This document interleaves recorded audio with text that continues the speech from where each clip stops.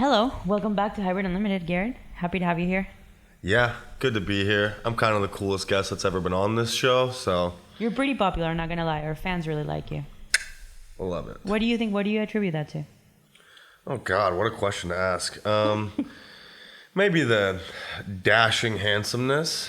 Maybe a little bit of the sexy thighs. Okay. But more than likely, it is how loud and annoying I am. Let's talk about the thighs. Your shorts are a little bit too short. What do you think about that? Very short. Too short is too short's a strong opinion. Yeah? Yeah, 4.5 inch inseam, all I need. Permitting I'm wearing tight underwear. Do you also wear crop tops?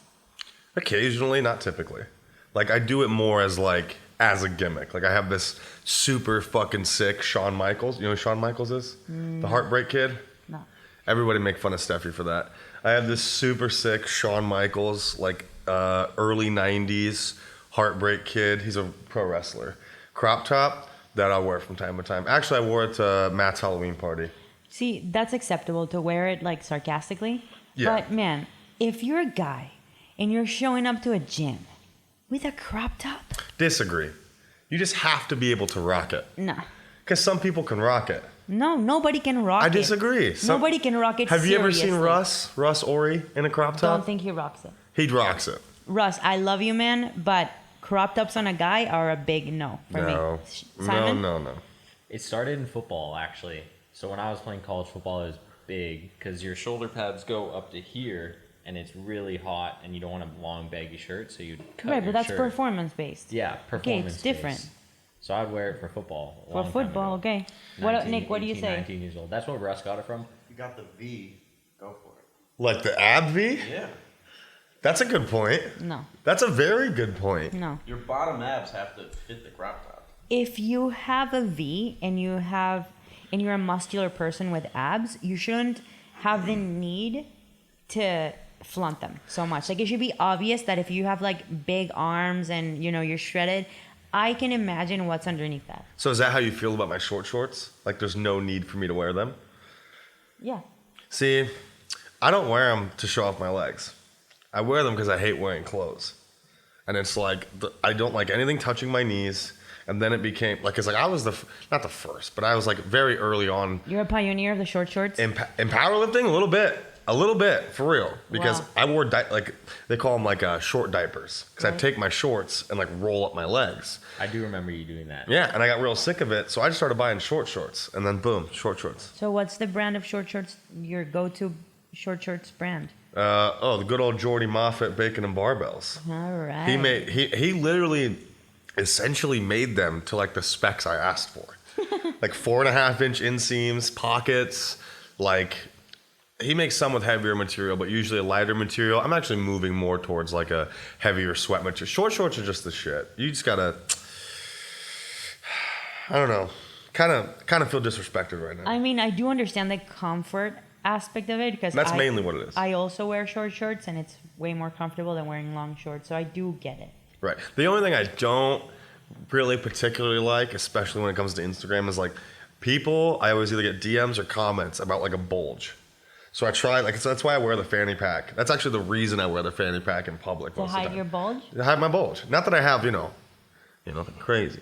But I just wear small shorts. I just wear small shorts. So Dude. it's highlighted.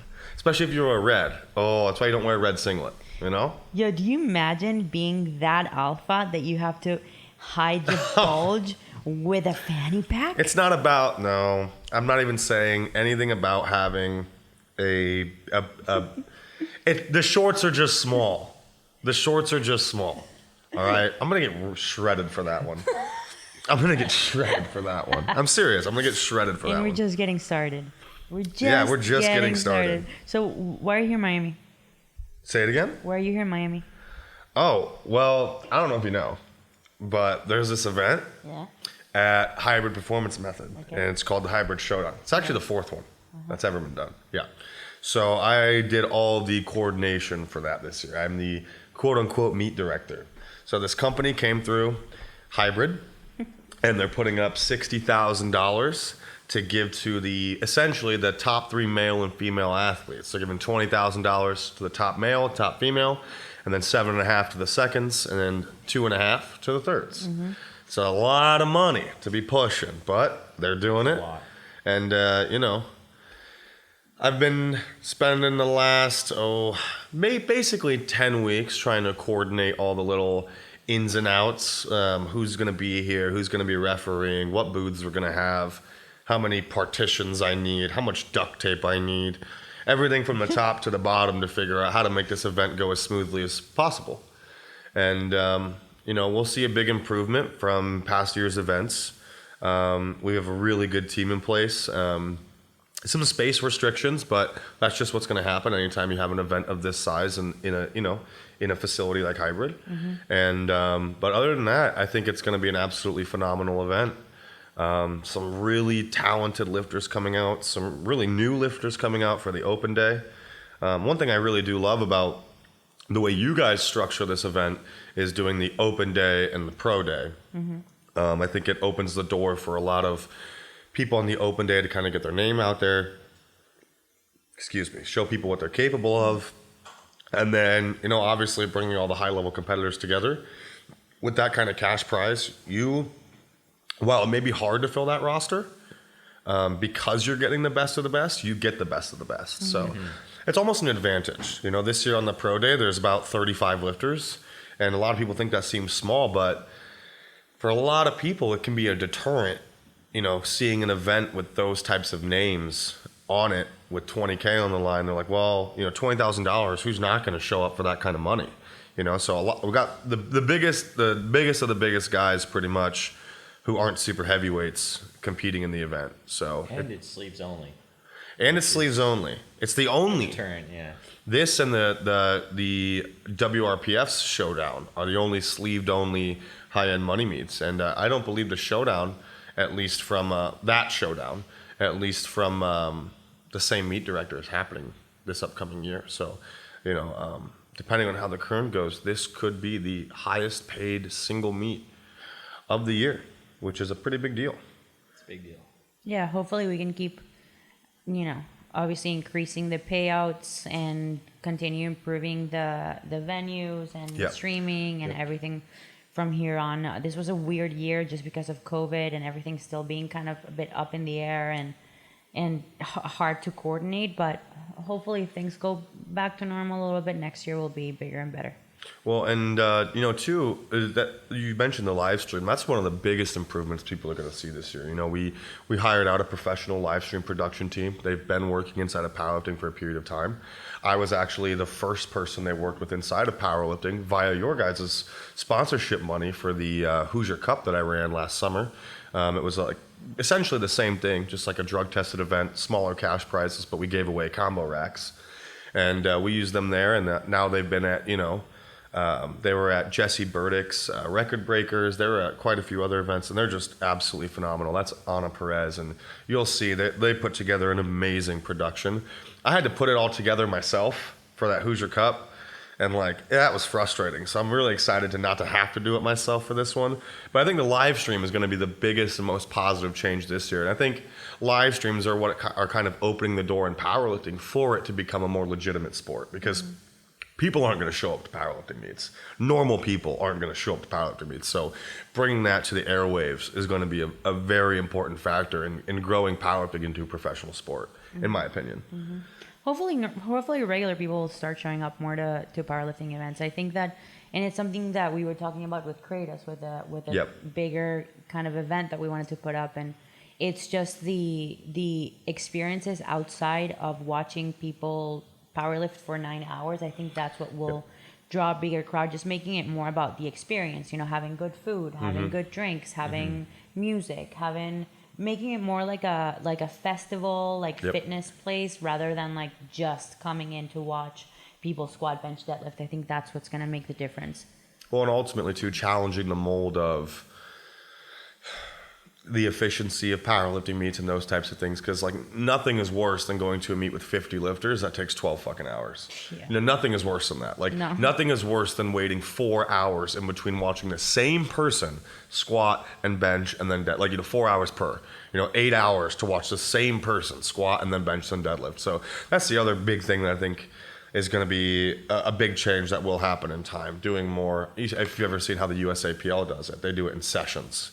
So, 13 or 20 guys, 20 gals will lift in between 2 flights. They'll do all their squats, benches, and deadlifts, and then they'll go to the next 2 flights. So it's just about making a more efficient event all the way around and making it inside the actual powerlifting. And then outside of the lifting, exactly what you said, making it fun, making it festive to some degree.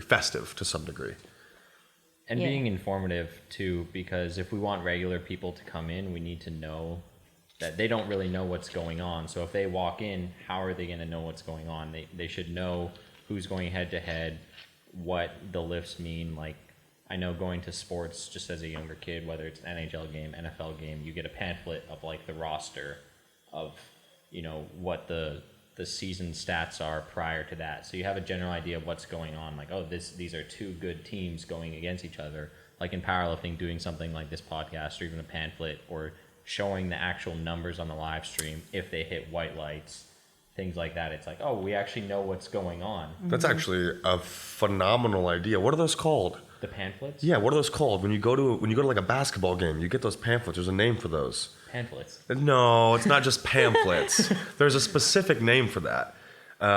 But Yeah, that's actually No, that's if you have to think about it, if you want to make powerlifting professional, you have to do it professionally. yeah, that's a genius idea. So it's professional broadcast, knowing exactly what's going on if you're watching a live stream. So many live streams, I don't even know the person's name. I just see them walking up. I don't know what attempt is. I don't know if they hit white lights. I don't see the number on the bar. I know who it is because I know powerlifting. Right. But, 99% of people watching are going to be like, what is going on here? So you have to keep people entertained, know what's going on, and create some hype. One of the best live streams or head-to-head I've seen is John Hack and Brett Gibbs, IPF Worlds. Like, we knew what was going on. There's so much hype around that. 2 great lifters. We know their numbers. We know, what their training was. And the announcing from Six Pack Lapidat was great, actually. He was hyped, like, Yeah. giving you a full breakdown. Like, that stuff really helped. And if we could bring that to powerlifting, and again, even the pamphlets, so we know in person what's going on, which is going to Program. yes. It's called a program. The program. So they know what's going on, so the crowd actually gets hyped. Right. And then the live stream is like, there's a bunch of yelling and screaming. Exactly. Like, what is going on? It's hard to understand the nuances, Yeah. So you're trying to, help them understand and just make it professionally done. Yeah, Simon, with what you're talking about, I think you'll be very impressed with the live stream at Showdown. Yeah. Between I've seen what you do, and obviously we've talked a lot about the Showdown. Right. So I know it's going to be really good. Well, So and I'm then, excited about it. Angelo Fortino, Steve Denovi, Yeah, 2 white I like lights. that. I like that. Absolutely. A couple weeks ago, that suggestion, I was pretty happy about that. That's gonna be good because those are 2 people. I think one of the problems we've had on the untested side of the board is we get announcers who are like they're cool and exciting a lot of the time, but they don't know anything about the sport.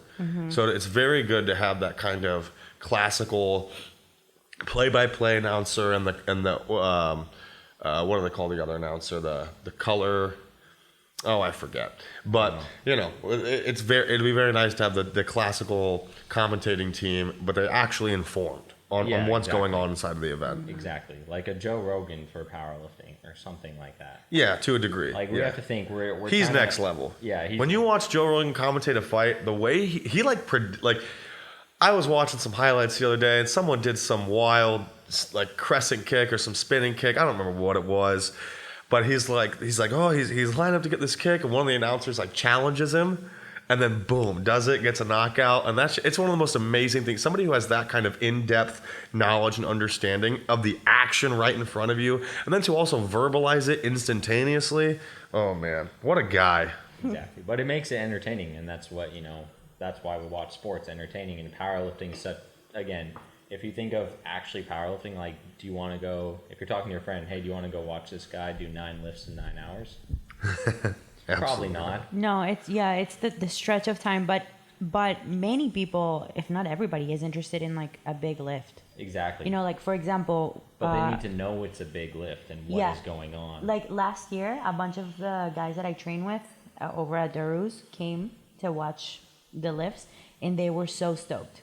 You know, I can't remember who was lifting that. Jamal, Jamal, John, there's a lot of big lifters. Yeah, there are Dan a lot of- Bell. Some Right, huge yeah, lifts. yeah. There's 1,100-pound squats, like right, 900 plus. and they pound were so deadlifts. stoked to watch that. Yeah. You know, they were actually really excited. They kept asking me, "Oh, when's the meet gonna be?" When I told them like how much weight was gonna be moved. Yeah.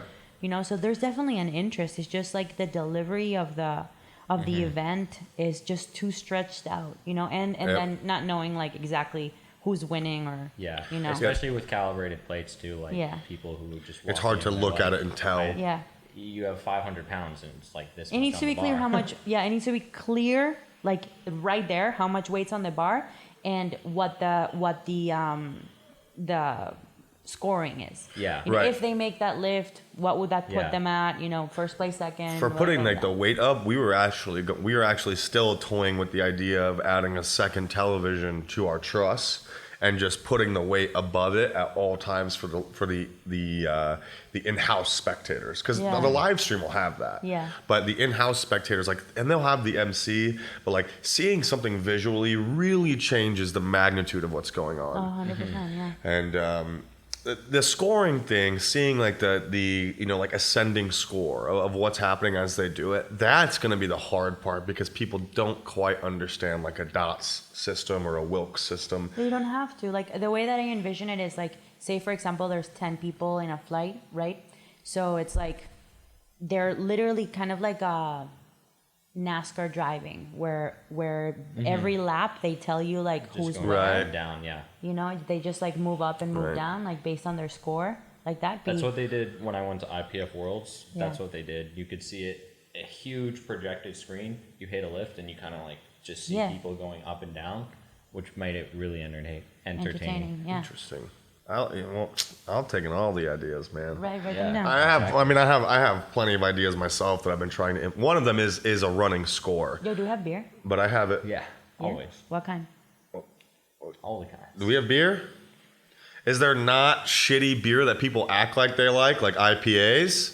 You don't like IPAs? You don't like IPAs. I love No, you IPAs. don't. There's a I really will good. Nobody shower. likes IPAs. There's Listen, a really good IPA. No, you like saying you like IPAs. you just have an uneducated palate, and you're jealous that God. my palate is so much more refined to taste the delicacy. The delicacy. The delicacy. The of an delicacy IPA. of piss and coffee combined. Yum. Coffee. They're not even dark. Nick, yo, can you pass me a beer? I hope a sister up. A beer.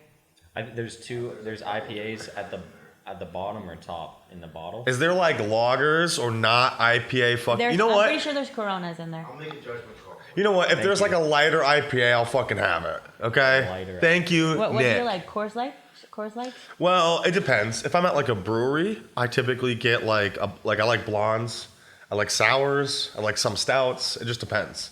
It depends on my mood. So But I like think you don't like hops, is what you're saying. super hoppy. No, but here's the thing. If I'm like going to a bar and it's like a shitty dive hole in the wall bar, I get the same thing every time, and it's a shot of Jameson and a Budweiser. Every I time. mean, that's a safe bet. And yeah, exactly. That's why. But if I'm going to like a little more like, you know, say I go to a restaurant that's got a full bar, I always get like a gin and tonic. But like if I'm going to a brewery, Wow, you're like all over the place. yeah, it's called alcoholism. Like what? It's yeah, not for real. That was a joke. But yeah, no, I am all over the place. And you called my palate uneducated. Yeah, unrefined. Wouldn't that, how is that unrefined? If I'm all over the place. That doesn't mean refined. It means that you I know just what have the a variable preference. I know what the definition of refined is. All right, let's see what you got. One Heineken, maybe 2 Coronas, and the other That one. Okay, That she one. wants the IPA. IPA. What do you want? Thank That you, sir. IPA for sure. Where's yours? Well, I was just showing you the out. Okay, We Thank have one you. Heineken. I'll do the Heineken. My How dad do drinks I open Heineken, this? so I can get by on Nick definitely has one. Heinekens. On This his is not a backpack twist 'cause he off. just graduated college. Yeah, I got one of these. Nick, how old are you? 22. You're younger than me, bro. How old do you think I am? Nick is the youngest How old do you think I am? alive. 25, 26. Okay, that's like the lowest guess I've gotten in like 10 years. I'm 24. Is that Swiss or not? No, it's a pop. Yeah. Ugh. You said you want that Same, yeah. Oh, yes. Oh. Don't need that. Cheers, mama. So you like that program idea? The what? The program idea. The program idea is actually genius. The pamphlet? Yeah, that's I have a lot of great we could get that done. We could get that done before the meet. That'd be great. We just need a printer and That'd paper. be great, yeah. We're gonna do that. That's a Well, genius. We have the You'd need the technology. designs. Absolutely. You'd need the designs to, and like a little bit of information. But no, we can definitely get it done. No, absolutely. I can write all I that think out tonight. I think that'd be really cool. Yeah, I'm a workhorse in the sense like And have an online one as well. right. I'm a workhorse in the sense like what most people can accomplish in 4 hours, I can do in like 30 minutes. So it's like I can't work straight, but I work at super speeds. It's pretty sick. It's called autism. I Cheers. have the same thing. Absolutely. Absolutely. But the program idea, that is very professional, I think. I think it's a very professional thing to do. And the amount of people who are just going to come to this event just to like watch their son or daughter or watch their brother-in-law like lift to help those people understand. I have all the dot scores on file. We can really make a sick pamphlet. No, definitely. Yo, I fucking love pamphlets. Oh my God. You know? You say some wild shit sometimes. I fucking love pamphlets. Aren't pamphlets the dopest? The dopest. Oh my They're the gosh. dopest. The dopest. But, so, yeah, I mean, that's the beauty of powerlifting. We all get to steal each other's ideas. Yeah. So any meet directors or competitors out there listening to this, make pamphlets for your meet. Make a program. Pamphlets. Make a See what program. other professional sports are doing. That's the thing. Yeah, that's if cool. We're trying to get powerlifting to be professional, or at least look professional in terms of these money meets. It's what are other professional sports doing? What Right, is UFC right. doing? What is UFC, I think, is the mold we have to follow the most. UFC is great. The Yeah. advertising for all the fights that they do months in advance, and they see who's going head to head, and like they build a story. It's they a put story. it on YouTube. If there's no Like story, imagine then if there's we built no... a story of John Hack and like Jamal and put their training and Blake LaHue. And Well, things like that. there's even like nuances of UFC. Like one, it's the only major individual sport that is as big as it is. So that's part of the reason it's the Yo, mold we I'd have to love follow. to see people do face-offs. Well, I sent you guys a video last summer. Well, they don't necessarily have to do face off, but it's making it seem like a face off. Like if Oh, you you're made- talking if like you a made- pre-fight weigh-in face-off. Yeah. Oh my Oh, gosh. like that, yeah. Not like head-to-head. You're talking like a pre-fight weigh-in face-off. Didn't Hack and Gibbs have like a face-off They ad did. done? They had a face off ad, but yeah, if we could even have face off ads, but then after weigh-ins, And like, a press conference. I would love to see a press conference. Here's After weigh-ins, you put them at a press conference and you just let people just ask getting questions. some comments. You're right. So Yeah. here's the only slight issue with this in the start is that somebody, probably you guys, is going to have to eat the fucking dollar when this starts. This is going to take a couple of years of eating the dollar to really make it profitable. Because it's going to be creating an entirely new presentation and approach to the sport that's going to require a lot more manpower, a lot more time, all of those things. So it's a matter of do whoever wants that to happen, do they have the vision and the long-term sustainability to be able to do that for a couple of years before? Because ultimately what's going to come down to, like every other sport, is people now sponsoring the events. Exactly. And finding value in sponsorship. So... I like how this just became like an ideas thing.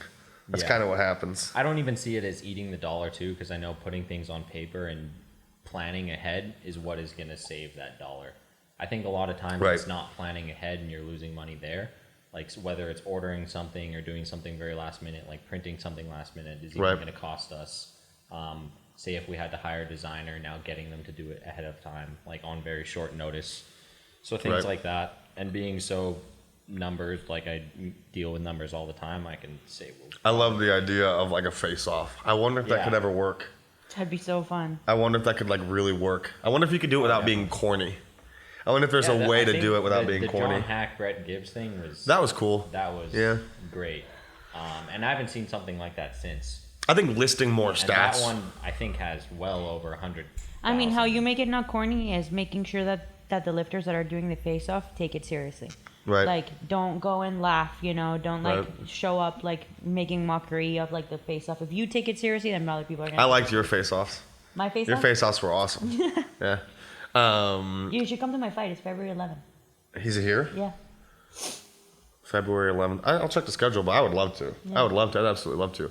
I think another thing that could be helpful is more stats. Height, weight, Yeah. gym lifts. Recent gym lifts. I think you could even do things like arm length Yeah, and make it valuable. Like, not necessarily reach, because I think stealing those terms is weird, but like wingspan and things like that. Yeah. Because you can start to weigh the different advantages. Powerlifting. Yeah, years powerlifting. competing, years lifting, or something to that degree. Like in football, they have like whether it's first year, second year, Right. third year person. Right. I think Brady, year 22. Yeah. No. Yes, it's a lot of back end work, but frankly, most of that is stuff that somebody could do in 2 work days if you just sat down and did it. So for like a say an average 50 lifter event. You could do that in an hour. That's Absolutely. easy. You just Well, make it part of the I mean, form. you gotta think- just make it part of the form. Yeah, guess, I but get they're gonna that, have but to- but they're gonna- understand people like, okay, we need you to measure from your shoulder to the tip of your fingers. No, we would have to measure them at weigh-ins. And That's then true. save the data. That's true. Yeah. But then it's plugging all of that information We should from measure them this year so we can have it for next year. and but it's also then you have to plug all that information from the night of weigh-ins into the live stream that night. Yeah. That's the challenge. That's copy and paste. Yeah. It's not that simple though, because there's doing a live stream. There's a lot of framing, kind of like staging the graphics, the boxes, all these parts that are fixed, that aren't fixed. There's transitions. It's a little more complicated than that, but ultimately, yeah, you're right. It's copy paste, yes, but it's also a lot of data to be stored. So like if you have 50 lifters, just storing their name. If there's 50 lifters, that's 50 different files, 50 different text boxes, and whatever. But segueing now into the event we're actually doing. So talking about the open day here quick. The big standout on the open day, obviously we know quite a few people on this list, and the open day is typically the day that's open more for people who, they're not at that really high level of competing yet. But one standout on this open day is right here. Jordan No. I don't know why she signed up for the open day. Maybe she hasn't had a good couple of years because she hasn't competed since June of 2019, from what I'm seeing. But she has a 5:15 raw dots. So in terms of the open day, we're not really going to go over too much of that because it's not. While these competitors are eligible for the money, we still have not seen a competitor from the open day earn a money spot yet. We haven't seen that in the past 3 years. So, but this Jordan, to a degree, she has a chance to earn money by the end of the contest. So as far as the open day goes, a lot of newer lifters, a lot of experienced lifters who aren't quite at the top yet. But Jordan No is definitely a standout there. Going into the pro day, we have quite the stacked lineup, quite literally the best raw male and female in untested powerlifting right now. Plus quite a few others. Let's talk about that a little bit.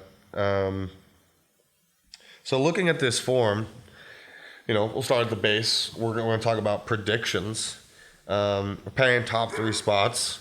If you were going to run an approximate, we'll say top 3 with a potential 4th, Simon, where would you go here? Top 3 male, definitely John as number 1. And then I think Jamal as number 2 and Marco Galindo as number 3. Marco Galindo is going to come more so in. because he didn't have necessarily the best meet last meet. I know he ripped his hand, but he has a huge pull, and that would have brought his dots up significantly. And I looked a little bit at his training. His training seems to be going really well. So He doesn't post frequently enough to know, though. He posts like once every 2 weeks. Yeah. But from what I'm seeing with his training and how his last meet went, especially I like looking at attempts, like he was going 7 for 7 before he ripped his hand. Whereas like some of the other top lifters, it could be hit or miss. Like it could be a 5 for 9 day. Right. It could be an 8 for 9 day. he seems to be really consistent, and same with Jamal and John, and obviously their dots alone is just so far ahead. Right. So yeah, Jamal and Blake obviously as well is really strong, and his right hook grip and pulls have been looking really good. Right. So as far as my kind of what I'm calling, I'm actually going to call obviously John, but then kind of a flip-flop between second and third where it's kind of unsure. Yeah. Like Blake, LaHue, and Jamal are who I have. But see, Blake's a little more variable. You never know what's going to happen. So if Blake, I don't know if you saw Blake compete at the Kern, but he had a couple squats, where the walkout was literally like 15 seconds. And you thought he was going to just bail on it. He's dying. And then he does the squat and just murders it. He totaled 2,000, what was it? 2,000 and, let me do the number. 2006. Yeah, 2006 at 181. But in wraps. But he murdered the entire event. He squatted 749, he bench pressed 474, and he deadlifted 782 at 181. It's pretty insane. And when he's on, he's really... And the other difference with Blake, too, he has the longest competitive career of anybody on this list. If he has a 9-for-9 day, he could win it. He could win it if John messes up on squats. Right. Which, I mean, John hasn't really had a meet where he's like really fucked up yet. He hasn't really had that yet. It's always like, and even when he does, he makes up for it somewhere. And the other thing is too, the last meet, the standards here are going to be a little tighter than the last two meets he's done. So we're going to see a little more strict judging here compared to the last two WRPF meets he's done. So we'll see how that affects, because we've seen John at USPA meets go 1 for 3 on squats. Yeah. We've seen him only we've also seen him go 3 for 3, but those were a little more kind of local events. So, here it's going to be a little different. We have a lot of international referees. We have a lot of national referees. We have a lot of meet directors. So the standard's definitely going to be fulfilled here, which I'm happy about. I'm very happy about that. So Jamal is another one where I think he's got a dead in place squat and bench. He's pretty much going to squat low 8s, low mid, as high as potentially 820 something.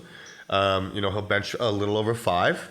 And then his deadlift, he could pull anywhere between 920 and $1,000, and which is insane. $1,000, yeah. And that's the other half with John too. John recently pulled 915, and so it's like you never know where he could go either. And ultimately, it all depends on how he treats his squats. Yeah, if he goes 1 for 3 on squats, it's gonna be tight. If he goes 3 for 3, I think he's winning. If he goes 3 for 3 on squats, it's pretty much guaranteed. But isn't John a bit hit or miss in squats? Yes, yeah, exactly. Yeah. I can actually pull up here. The most recent USPA meet he did was in Wisconsin, and that meet he went 2 for 3 on squats. He missed his opener, but it was a more local event. Before that was the tribute, and that's where he went 1 for 3 and did the 181 at 2,000. He went 1 for 3. He missed his first 2 squats. He was about to bomb. And he actually went up the whole way. He went up 10 kilos or 12.5 kilos from the opener, and then another 10 or 12.5 to the third. It was a very, very edgy ordeal. But he's only done 1 USPA meet since, which, by the way, he only missed 1 squat. He went 8 for 9 that meet. So still pretty valuable.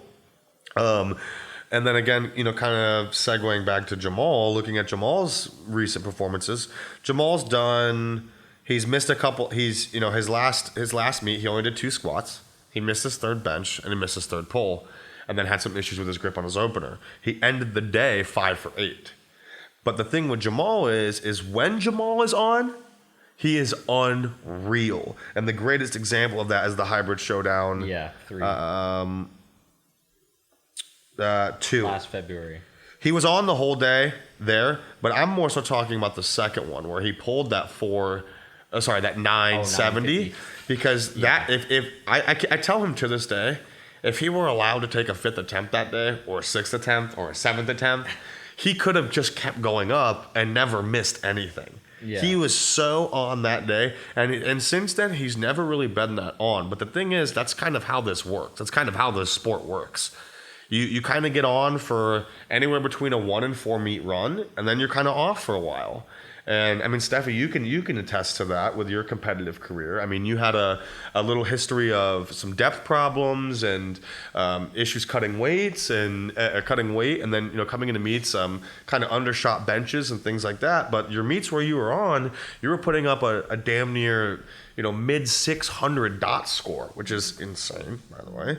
And this was before like 500. This was when like a 400 dots was highly impressive. This is when a 405-pound deadlift from a female was highly impressive.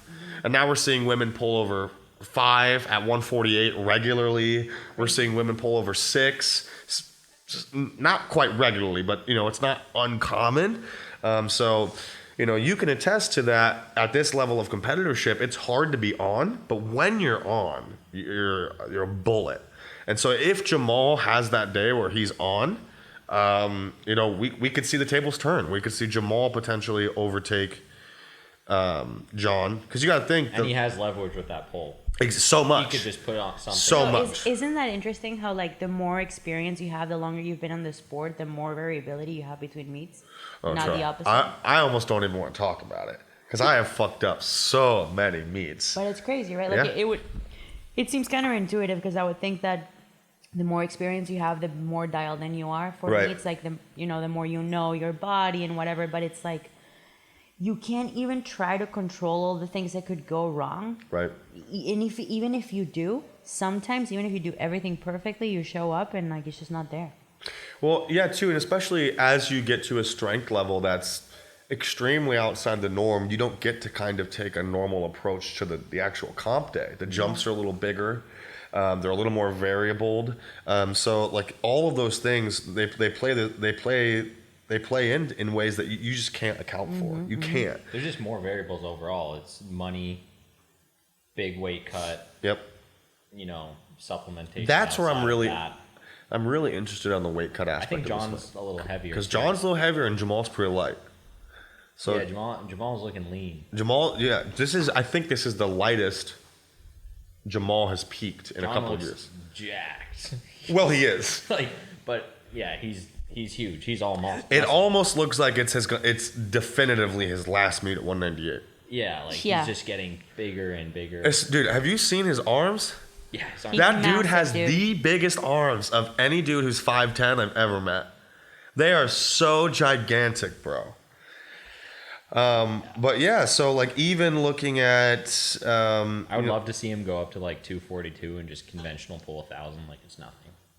I don't know if it works like that, man. I don't know if it works like that. It looks like. Have you ever seen how tight he wears his belt? No. It's really tight. At least it looks like it. Who knows how that would play into the poll later on. So we're all kind of looking if we had to really, for the men, if we had to look at like a baseline top 4, I think we're all kind of looking at, in no particular order, Jamal, Marco Galindo, John Hack, and Blake LaHue. Now, there is a couple of people on this list who can kind of shake things up on the lower ends of the placing. Brad Crawford being one of them. He is a freak. If he has a good day, Brad Crawford's a Masters competitor from, I don't even know where he's from. I've been following Brad for a little while, but he's one who can kind of shake up the bottom ends of the placing. Another one who can kind of shake it up is Griffin Ole. I don't know if he's still doing the meet. It looks like it, but Griffin's also another one of these guys. Griffin pulls, his last meet he pulled 387.5, and he squats over 770, benches in the low 5s. Griffin's one who can shake things up quite a bit. Another one who can shake things up. I wish Jawan was still doing the meet. Yeah. Jawan being injured really threw a wrench into things. There's a lot of people who are right there. Renell Leftwich, if Demarius has a good day, even Edouard Debo. Honestly, if you just took it a lit, like if you could just like a little more serious and dedicated a little more time, I don't think people realize, because of how soft-spoken Simon is, how fucking strong Simon's a Simon is. fucking beast. People don't know that. No. People just think you're Simon, a take fucking... your shirt off. They just think he's a fucking nerd. They don't know. And he's not. Yeah. Simon, show us your nips. I think if I Wait, what? my hip wasn't bothering me in squat, like 5 weeks ago, I would have told you I'm placing. Yeah. Like I would have said, yeah, I'm placing. Yeah, absolutely. Because this is a 5:35 dots going 5 for 9 with no weight cut. So now I'm like weight cut. I'm stronger. You know, I'm gonna be more intelligent with temp selection. Like Aaron Horschig, 9 for Squat 9. University. Please hit up Simon. No, Simon's gonna switch but- into boxing. But I think bench and deadlift are going to go well. I already told you I'm just going Right. to squat around like Right. 90-95%. And then see how things go. But that could still potentially be like a 550-ish dots, I think. One person I never want to count out is Max. Xavier Jean-Philippe, RPE Max. He is one person I never, ever want to count out. I believe now he actually has a coach too. But Max is just kind of known for making wild attempt selection, like consistently wild attempt selection, kind of opening with like landmark, kind of ego-based numbers that he wasn't strong enough for at the time. But he's had such progression. I'm not counting him out in the sense where he could legitimately pull out a second place. Legitimately. He just got to have the day. I haven't seen as much of his training lately, but he is one person I have learned time and time again, even with his awful attempt selection, to not count out. He's a freak, and I don't know if I agreed with. I definitely do not agree with his training methods pre-coach, but he's got a coach now. I don't know how it's going as much now. What's his social media? RPE Max. So he doesn't really post training. No, it's all memes. That's hilarious. He's literally just a shit posting troll. He got banned from the IPF for memeing the IPF or the USAPL. I forget. That's hilarious. Yeah, I mean, I don't know the whole story, but that's at least what was presented on Instagram. Now, moving into the women, top placing is definitely a little more easy to see. Yeah. Hunter Henderson is That's like she's a beast, eh? that's a Right. number one Unbelievable. with Right. possible opening attempts. right. And so Hunter, like, we love you, but we're not really going to say much more. I mean, you're an absolute freak and workhorse. You have amazing work ethic. I think it's pretty obvious that you're going to place at the top of this event. So sorry, we're not going to talk about you a little more. But moving into the second. Wait, let's talk a little bit about what do you think? What do I think she's gonna do? pull or just hit? Oh Yeah, man, that's prediction. tough. Because here's the thing. I personally, I don't like to reference any of her wrap squats in relativity to what that can mean for her raw squats. In my opinion, her squats at the last Kern shouldn't have even gotten close to passing. They were ridiculously high. That's not on her, but so that's one thing. But she did do record breakers in sleeves. She squatted 529? 529 in sleeves. She benched 308 and she pulled 540. And I know in training she like doubled 525, I think, or 530 in sleeves. She's benched like 315 for a triple or something. And I actually haven't seen a lot of her pulling. I don't use Instagram enough. And then I don't know. I think something like, maybe a 1430 to 1450 total is what's probably going to happen. 650 to 660 as far as kilos. She did do 640 in sleeves at the Showdown in 2020. But again, the standard there wasn't all that high, unfortunately. So it's all just going to depend, too, on how people can deal with the refereeing. It's going to be a harder day refereeing. Mm-hmm. It's going to be a harder day as far as the standard goes, which I personally love. So we'll have to see there. Moving into second, have you looked at this roster enough to really kind of think about who you would put for a second and third place? I feel like I don't know them well enough, but I do see that it's pretty tight across top 4, which is going to be interesting. And then sometimes, you have people you just never know. Like, did they have a bad meet going into this? But it's good that basically the whole top 5 people are all in flight C. So it's going to be It's going to be fun. Right, which is, I did that deliberately. I am going to have to adjust. So you put me in flight A deliberately? No. I only put the people who were in high contention in flight C deliberately. Yeah. After that, it's organized by weight class. Yeah. So, but it's going to be adjusted again because, dude, I hate all of you powerlifters. All of you.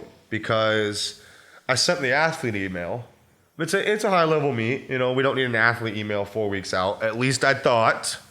Sent it a week out. Thought it'd be okay. And in like 10 minutes, I get 7 drops. No. 4 of them from the pro day. And like, these are people who have known they're injured, known they're not coming. Like, and I had other drops previously on the pro day very early on because he was like, hey, I hurt my hip, whatever. And like, that to me was very frustrating. There were a couple I accidentally left on the roster and stuff like that. But regardless, it was a little frustrating. I don't even like to talk about it. I mean, no, let's talk about it. Because, okay, this is how I see it. From my experience in professional powerlifting, when I committed to a meet that was committed to delivering professional level competition for people who compete and then for spectators, like, no matter what, even if I wasn't like quote unquote feeling ready, I would still show up if I made the commitment. You know what I mean? Like, you owe it to the powerlifting community and you owe it to the people who are putting up the event, who are putting up money, who are like, right, paying media and live stream and all of these things. If you guys knew how much money was in this event, you guys would shit your pants. This is literally one of the most expensive events that's ever happened in powerlifting ever. Definitely. I've seen it. And I'm like, you guys sure? It's absolutely insane. Yeah, so I mean, like, it's gonna be sick though.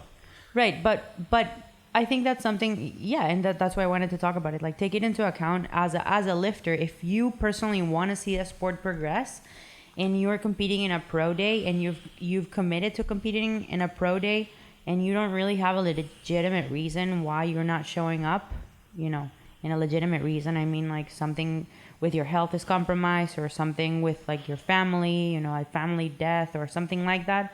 I mean, there's really no excuse for not showing up. So yeah, even myself, like, I know my squat's not really going to be there, just kind of a token squat, but it's just the fact of like showing up and going through the process. So if someone's dropping out because they're like, oh, I'm not that strong, I'm not going to be that strong, that's why I'm like, right, come on.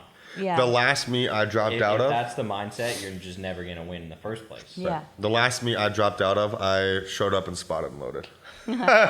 So kind of made up for it. Yeah, at least. But no, I agree, man. And I've dropped out of plenty of meets, usually really early, like plenty early on. I've dropped out of plenty of meets. I have like a boat, like a laundry list of injuries, like, because I'm an idiot. So, that's a lot. That's a lot of that. And I can understand those things. But like, if you know you're injured through 20 weeks, like, why are you waiting till the week before the event to say something? And obviously we're not going to name names, but, I want to. I want to, but I don't want Steve Dennison to yell at me. And, but like, you're waiting till the week before the highest paid money meet, potentially of 2022, the first big money meet of 2022, a meet that obviously has a lot of dollars going into it, and you're waiting till the week. Like, do you guys know how long now on the pro day, not as much, but you know how long my waiting list was for the open day? I had a wait list of 30 competitors that I all had to. They emailed me. I had to be like, no, I don't have any drops. I don't have any drops. I don't have any drops.